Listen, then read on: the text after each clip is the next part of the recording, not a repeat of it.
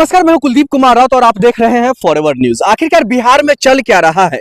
गृह मंत्री अमित शाह जी वहां पर जाते हैं और बिहार के पूर्व मुख्यमंत्री यानी कि लालू प्रसाद यादव जी को लेकर के लगातार वो टिप्पणी करते हुए दिखाई देते हैं। कभी प्रधानमंत्री मोदी जी कहते हैं बिहार को जंगल राज नहीं चाहिए, तो अमित शाह जी ये कहते हुए दिखाई दे रहे हैं जो बिहार में लालू प्रसाद यादव ने सिर्फ और सिर्फ अपने लिए काम किया, अपने परिवार के लिए काम किया, अपने बेटा के लिए काम किया है। इस बात में कितनी सच्चाई है यही हम जानेंगे। मोहित शर्मा जी हमारे साथ मौजूद है। सर, आपका बहुत बहुत स्वागत है। इनके इस बयान को आप किस तरह से और कैसे देख रहे हैं?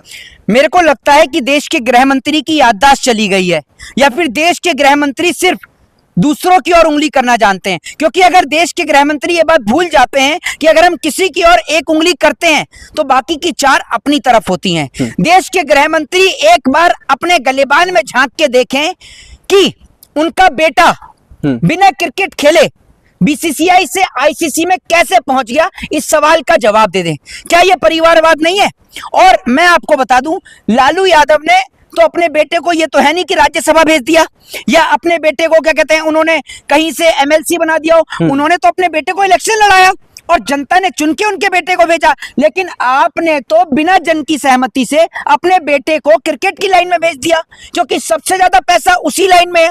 तो जो आप परिवारवाद की बात करते हैं ना, परिवारवाद आपके मुंह से तो शोभा देता ही नहीं है, क्योंकि आपकी पार्टी आज की डेट में परिवारवाद को सबसे ज्यादा लेकर बैठी है।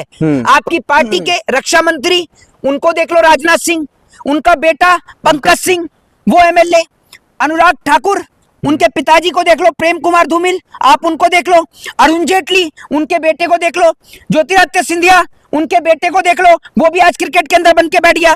तो परिवारवाद सबसे ज्यादा तो आपकी पार्टी में है। फिर आपकी पार्टी का बिहार से उप मुख्यमंत्री सम्राट चौधरी, उनके पिताजी शकुनी चौधरी, और ये आधुनिक काल के शकुनी है जो हर पार्टी में जाकर लोगों को लड़ाने का काम करते हैं।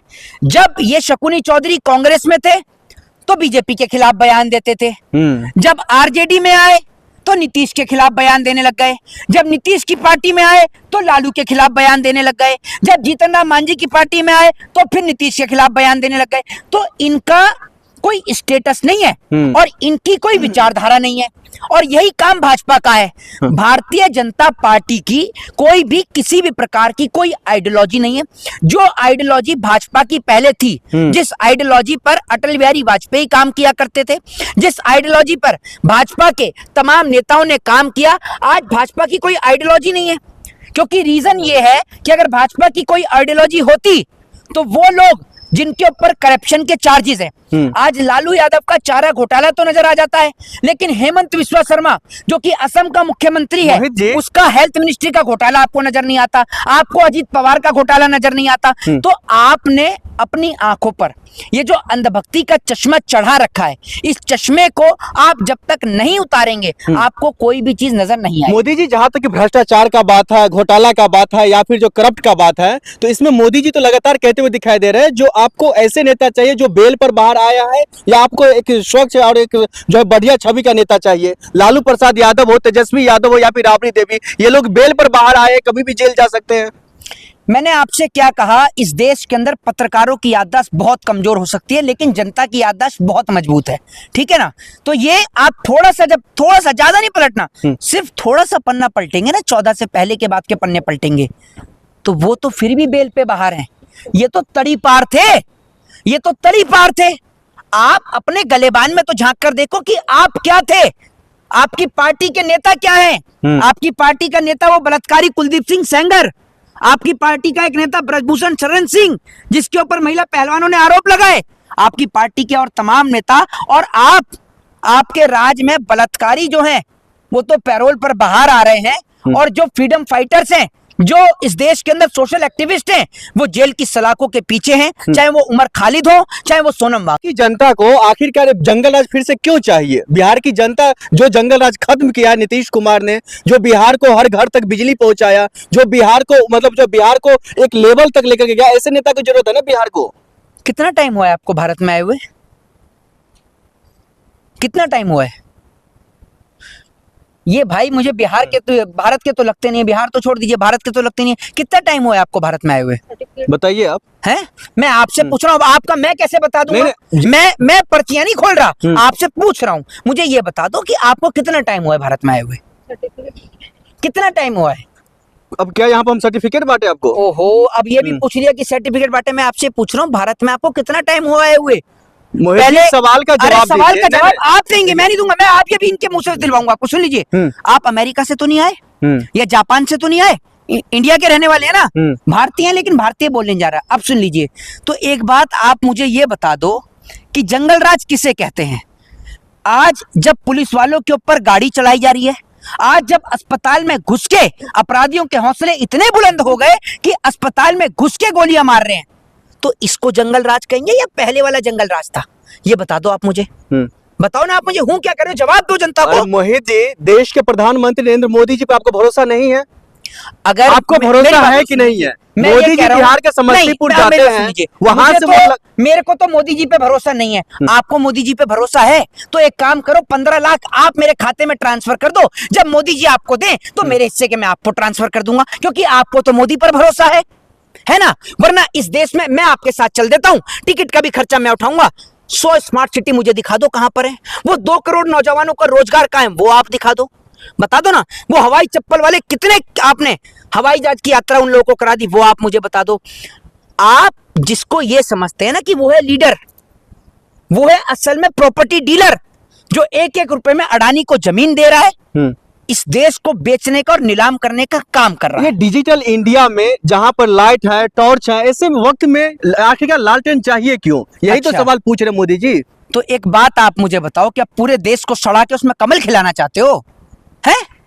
आपने कहा ना कि लालटेन क्यों चाहिए, तो पूरे देश को सड़ाकर आप कमल खिलाना चाहते हो। और दूसरी बात ये, मोदी सरकार तो खुद लालटेन के दौर पर जनता को ला रही है। जहां बिजली पानी महंगा हो रहा है, लोगों को पीने का साफ पानी नहीं मिल रहा, लोगों के घरों तक बिजली नहीं पहुंच पाई, वहां तो जरूरत आज भी लालटेन की है। वहां तो लोग भरोसा ही लालटेन पे करते हैं। दूसरी बात ये, ऐसा है चाहे कमल हो, ठीक है, या फिर कोई भी हो, जरूरत हाथ की ही पड़ती है। बिना हाथ के तो काम ही नहीं हो सकता, ये भी आप समझ लीजिए। तो कमल को भी गंदगी से निकालने के लिए, उस गंदगी को साफ करने के लिए हाथ की जरूरत पड़ती है, क्योंकि अगर झाड़ू भी उठाएंगे तो हाथ से उठाएंगे। पूरा तो बिहार चमक रहा है। एयरपोर्ट बिहार वासियों को सौगात में मिला है, करोड़ों रुपया मिल रहा है बिहार वासियों को। बिहार में नौकरी की बातें हो रही है। ये सब क्या ये मामला, ये मुद्दा ठीक नहीं है उनका? ये करोड़ों क्या होता है? करोड़ रुपए तो मैंने सुना, और वैसे भी करोड़ रुपया कहाँ मिल रहा है? कहीं मोदी जी ने कोई दुकान खोल दी राशन पानी की कि यहां से आओ और करोड़ों उठा के ले जाओ? है कहाँ मिल रहा है करोड़ों? महिलाओं के खाते में देख रहे 10-10 हजार रुपया देना शुरू कर चुके हैं। अच्छा, अब इनके सवाल का जवाब देता हूं आपको।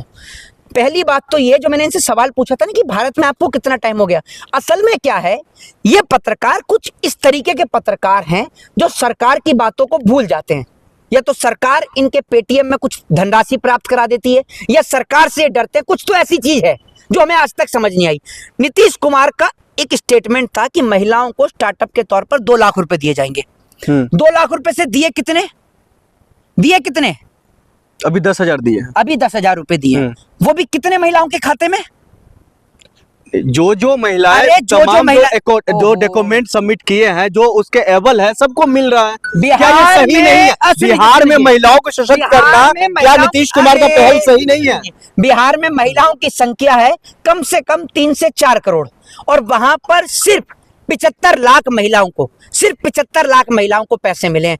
तो भाई साहब, ये बात कहना कि महिलाओं के खाते में 10,000 रुपए आ गए, इसके आगे एक वर्ड लगाइए कि बिहार में कुछ महिलाओं के खाते में पैसे आए हैं। जैसे सिर्फ मोदी जी की चाटुकारिता और दलाली करने वाले गोदी मीडिया के पत्रकारों के खाते में 15 लाख आए ना, जनता को बेचकर उनके खाते में पैसे दिए हैं, मीडिया को खरीदने का काम किया है। तो ऐसे ही कुछ ही महिलाओं के खाते में पैसा है, सब महिलाओं के खाते में नहीं। और आज इस देश की जनता जागरूक है, समझदार है, हर चीज देखती है। आखिर में ये बता दीजिए, बिहार की दशा और दिशा कौन नेता है, कौन पार्टी है, कौन अलायंस है जो बदल देगा फिर? एक बात आप मुझे ये बताइए, आप अगर बिहार को देखेंगे तो वो बिहार, अगर बिहार के लोगों को, आप बिहार के लोगों को मुंबई में, गुजरात में कहीं भी हाथ लगा देते थे तो सबसे पहले बिहार का एक नेता लालू प्रसाद यादव आपको खड़ा हुआ मिलता था।